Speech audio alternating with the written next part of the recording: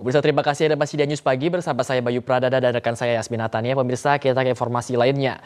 Pemerintah Kota Jakarta Utara bersama kepolisian menemukan minyak kita di kemasan botol dan plastik yang isinya tidak sesuai dengan takaran tertulis. Sementara itu pemirsa, Polda Jawa Barat mengungkap praktik kecurangan isi kemasan minyak kita di Subang, Jawa Barat.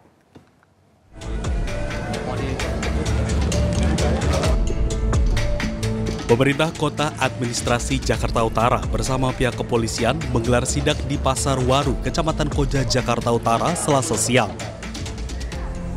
Dalam inspeksi mendadak ini, petugas menemukan 2 produsen minyak kita kemasan botol maupun plastik 1 liter yang isinya tidak sesuai dengan takaran tertulis. Atas temuan ini, pihak kepolisian Jakarta Utara akan menindak tegas produsen minyak tersebut.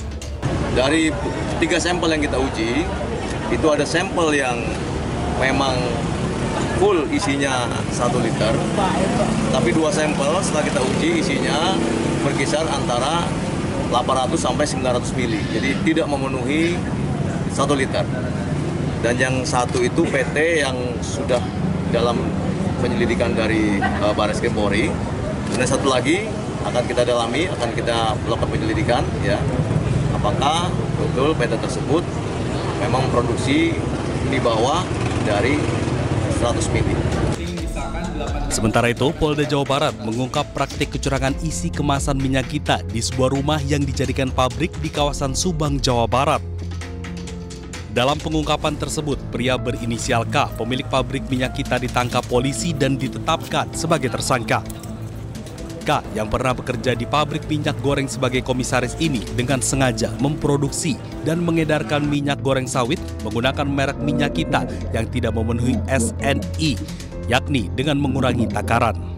Minyak kita dengan berat bersih atau neto kurang dari 1 liter, hanya kurang lebih 760 ml. Jadi kurang dari 1 liter. Pelaku telah memproduksi sekitar 44 ton minyak dan mengedarkan ke pengecer pasar dengan harga di atas head Rp15.700 sampai Rp16.000 dengan keuntungan selama sebulan Rp266 juta. Dalam aksinya, pelaku memanfaatkan izin perusahaan yang sudah kadaluarsa atau telah dibekukan oleh Kementerian Perdagangan.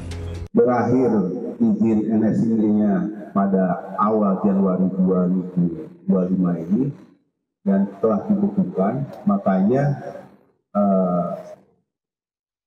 untuk operasionalnya tidak berizin.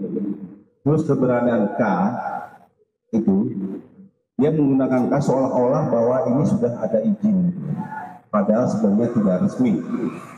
Selain menangkap tersangka, polisi juga mengamankan sejumlah barang bukti berupa mesin serta ribuan botol minyak kita siap edar. Tim Liputan iNews melaporkan.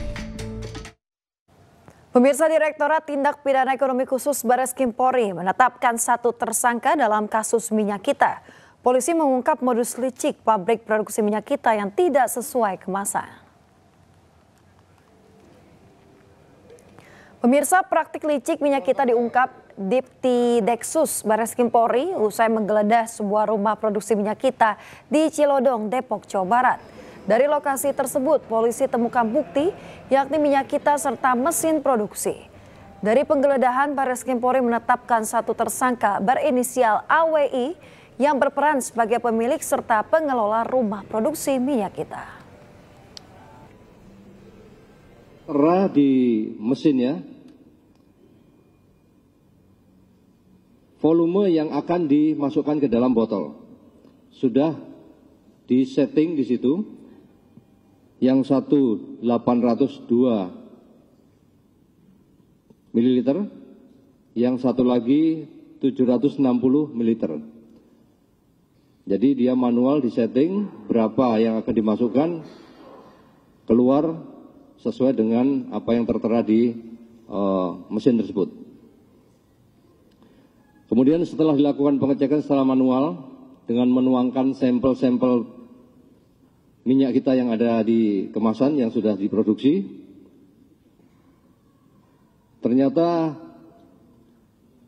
literasinya atau ukurannya berbeda dengan yang ada tertera di kemasan. Dalam perkara ini, penyidik telah menetapkan satu orang tersangka, yaitu inisial AWI, yang berperan sebagai pemilik maupun merangkap sebagai kepala cabang sekaligus pengelola lokasi tersebut yang berada di TKP Jalan Tol Iskandar nomor 75 RT 01 RW 19 Kelurahan Sukamaju, Kecamatan Cilodong, Kota Depok. Terkait dugaan kecurangan minyak kita, Barreskrim Polri juga telah periksa PT Tunas Agro Indolestari di Sepatan Kabupaten Tangerang. Namun PT Tunas Agro membantah melakukan kecurangan dan melakukannya sesuai dengan takaran. Oke. Kita nggak mungkin pakai timbangan sampai 750. Yang sampai 700 minimal itu kan yang di kita nggak seperti itu.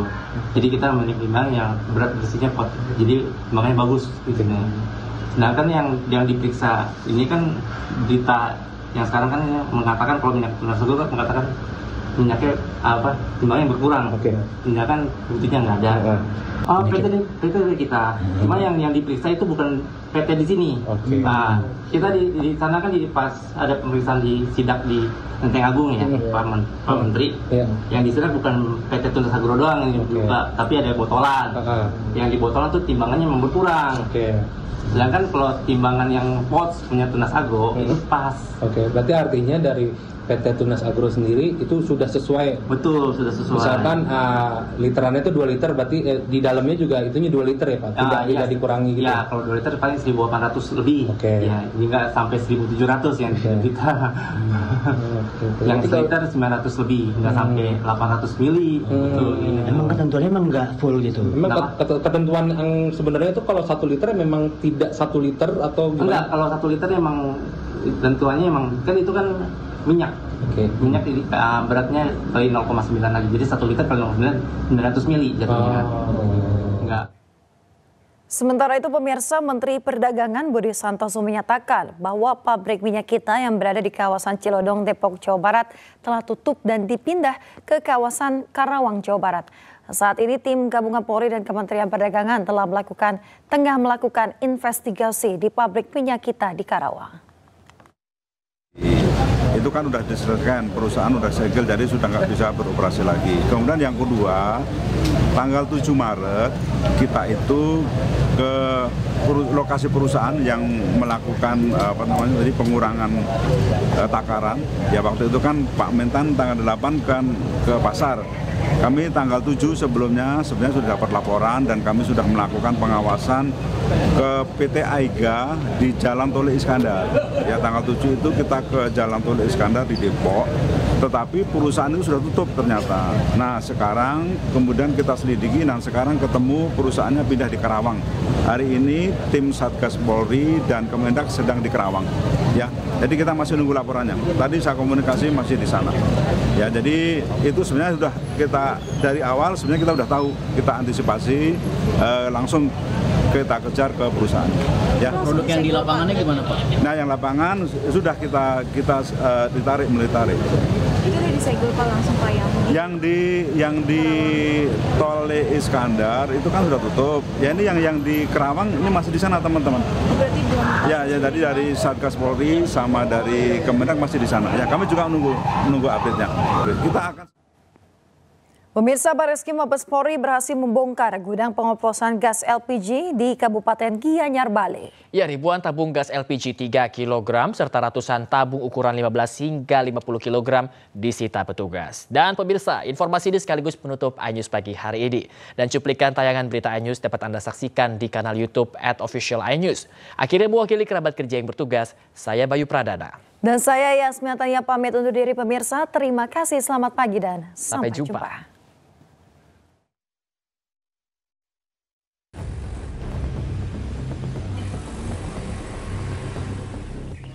Jelang Hari Raya Nyepi dan Idul Fitri, Direktur Tindak Perdana Tertentu Barreskrim Polri berhasil mengungkap kasus penyalahgunaan liquefied petroleum gas atau LPG tabung 3 kg bersubsidi pemerintah di Banjargria Putri, Desa Singapadu Tengah, Kecamatan Sukawati, Gianyar Bali.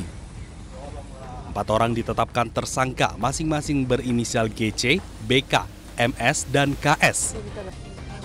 Para tersangka membeli LPG tabung 3 kg bersubsidi yang masih penuh, kemudian mengoplos di gudang kemudian disebarkan.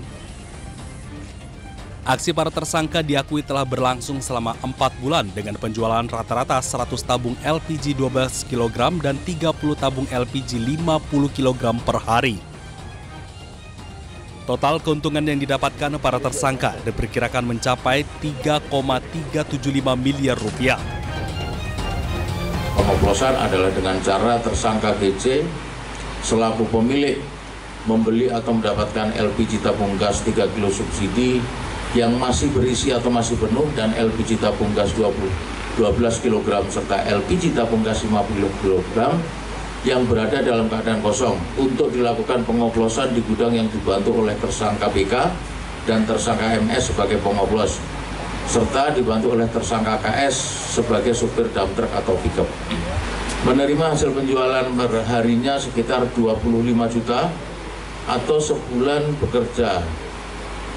Kalau sebulan kita asumsikan bekerja 26 hari, maka total keuntungannya sebulan adalah lebih kurang 650 juta. Selain mengamankan 4 orang pelaku, petugas juga mengamankan 1.500 lebih tabung gas berbagai ukuran dan kendaraan yang digunakan untuk mengedarkan hasil kejahatannya dan alat pengoplosan gas. Saat ini kasus ini masih dalam penyelidikan lebih lanjut oleh Direktur Tindak Perdana Tertentu Bareskrim Polri untuk mengungkap keterlibatan pihak lain dan menjamin tidak ada lagi penyalahgunaan LPG bersubsidi yang merugikan masyarakat. Dari Gianyar, Bali, Indira Ari, iNews melaporkan.